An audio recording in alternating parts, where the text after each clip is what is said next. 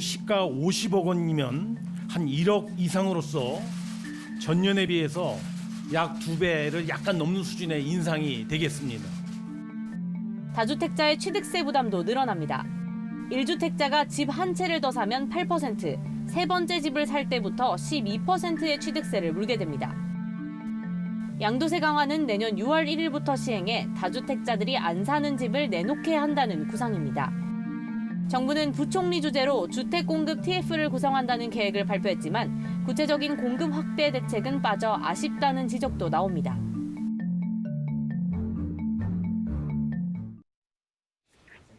부동산 얘기하면 많은 분들이 하시는 말씀이 깝깝하다. 22번째 대책이 나왔는데 깝깝하다 이런 얘기 하십니다.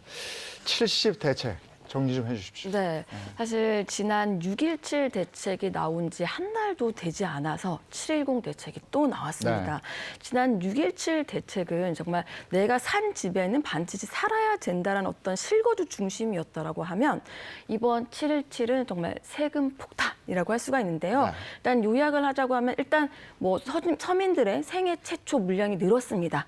그거는 분명히 인정을 하고요.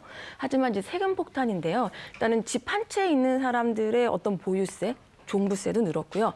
제 집을 한 채, 원래 있는 사람이 한 채만 더 집을 산다라고 했을 때 거의 징벌적 수준의 어떤 그런 세금이 늘게 되는 거고요.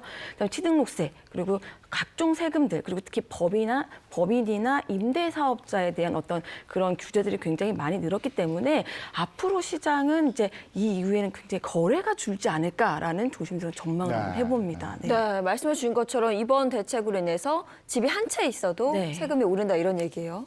네, 그렇습니다. 이제 많은 반발들이 일어나는 이유 중에 하나가 사실 뭐 다주택자들에 대한 뭐 세금 폭탄, 뭐 그거는 다들 공감을 하는 부분이 있을 수도 있어요. 근데 이제 집을 한 채 가지고 있는 사람들의 종부세가 늘었는데요. 일단 는 거를 보면 이제 과세 구간이라고 있거든요. 그러니까 6억에서 12억까지 과세 구간이 기존에는 이제 종부세가 1%였는데 1.2%로 0.2%포인트가 늘었습니다. 네. 근데 과세 구간이 2억에서 이제 50억 같은 경우에는 기존의 1.4%에서 1.6%로 또 0.2%포인트가 늘게 된 거죠. 이게 사실은 이제 피부로 와닿게 되면은 집 한 채 가지고 있는 사람들이 특정한 소득이 없다고 하더라도 세금만 주변에서 보면 그런 얘기 굉장히 많이 해요. 정말 내가 집 가지고 있는 게 죄냐. 많아요. 네, 세금이 거의 뭐 이제 몇백 수준이 아니라 1,000만 원대로 이제 보유 세금이 늘어나다 보니까 이제 정말 불만, 불평들이 나올 수밖에 없는 그런 상황인 거죠.